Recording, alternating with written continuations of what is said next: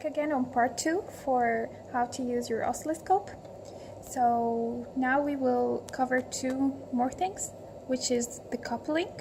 So for circuits that has AC components like inductors and capacitors, it's better to, so you press on your channel, for example channel 1, and on the menu here you will have coupling. So if you have AC components, you will just change it to AC. If you only have resistors and DC supplies, then you'll press DC. Okay?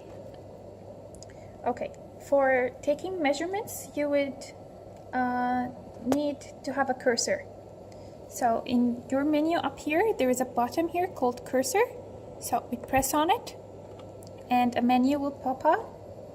Now it's on the mode of off. This means there is no cursors there.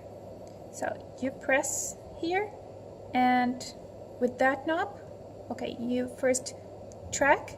So track will give you a point tracking your signal. So if you move that,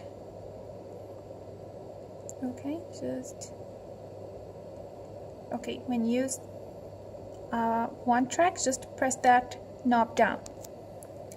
So if you moved it up, right and left, it will follow the signal. So it was down, it will follow the signal up. So you'll have both horizontal and vertical cursor. Here it will give you your time, your voltage, your difference in time, and difference in voltage. Okay, if I want to make it manual, so I will press on the mode button and go to manual, press that one down, and now if my type is time, then it's measuring time.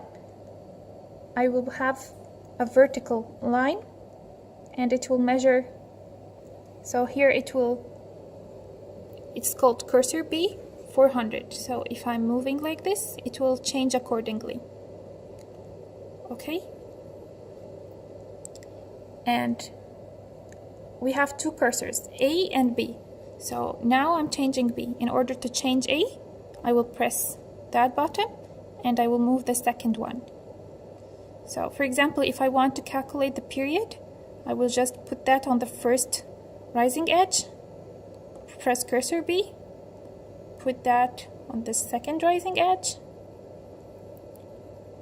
and here he will tell me that my delta T is 960 microseconds. So that's my period. Okay, let's see what if we want to know the peak-to-peak voltage. So I will change the type from time to voltage. Now my cursor became horizontal. So now I will move it up to my biggest point, get cursor A, and move it to my lowest point, and I will have my delta V to be 15.2 volt. So that's my volt peak to peak. So this is how you use your cursor in order to calculate your period time and your peak to peak voltage, or the voltage point you want.